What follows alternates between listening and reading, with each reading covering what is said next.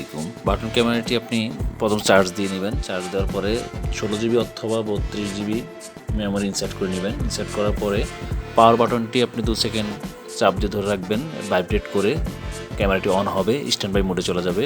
তারপর আপনি চাইলে প্লে বাটনটাতে একবার ক্লিক করলে ছবি উঠে যাবে, ছবি ক্যাপচার হবে এবং ওই প্লে বাটনটিতে আপনি 2 সেকেন্ড চাপ দিয়ে ধরে রাখলে ভাইব্রেট করবে এবং বাতিটি জ্বলে বন্ধ হয়ে যাবে, তার মানে ভিডিও রেকর্ড শুরু হলো।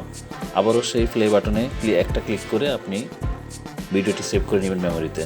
চাইলে আপনি অডিও রেকর্ডও করতে পারবেন, শুধুমাত্র অডিও বা ভয়েস রেকর্ডও করতে পারবেন। সেক্ষেত্রে পাওয়ার বাটনটিতে একবার ক্লিক করলেই অডিও ভয়েস রেকর্ড শুরু হয়ে যাবে এবং সেই পাওয়ার বাটনটিতে আবার আরেকটি ক্লিক করলেই ভয়েস রেকর্ডটি মেমোরিতে সেভ হয়ে যাবে। এবং ক্যামেরাটি বন্ধ করতে চাইলে পাওয়ার বাটনটি 2-3 সেকেন্ড ধরে রাখবেন, ভাইব্রেট করে বন্ধ হয়ে যাবে। ধন্যবাদ।